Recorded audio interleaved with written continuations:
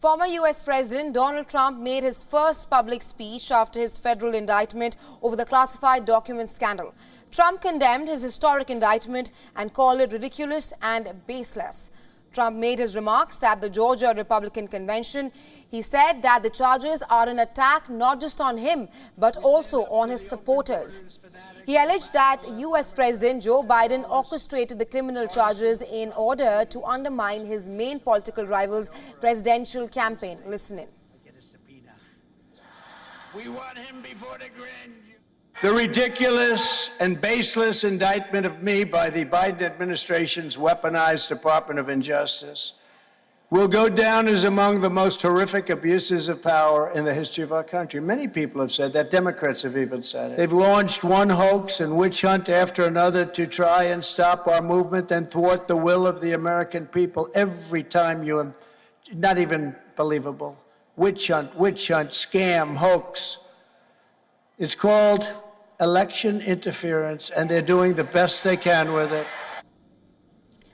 Trump's remarks came one day after the prosecutors unsealed a 37-count indictment against him, alleging that he mishandled the classified documents that included some of the country's most sensitive security secrets after leaving the White House in 2021.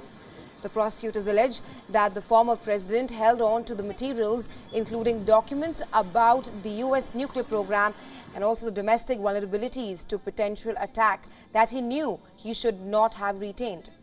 Trump has now arrived in North Carolina, where he will speak at the party's convention. Meanwhile, U.S. President Joe Biden made an outreach to the LGBTQ+ community on Saturday as he welcomed hundreds from the community to the White House for a Pride Month celebration. The event has been described as the largest Pride event hosted at the White House by the administration. During the event, Biden urged Americans to push back against a series of Republican bills targeting the LGBTQ+ community and the transgender youth. And you belong. We have to act as a nation. We need to push back against the hundreds of callous and cynical bills and laws introduced in states targeting transgender children, terrifying families, and criminalizing doctors and nurses. These bills and laws attack the most basic values and freedoms we have as Americans. That's not hyperbole, it's a fact. There's quite a ways.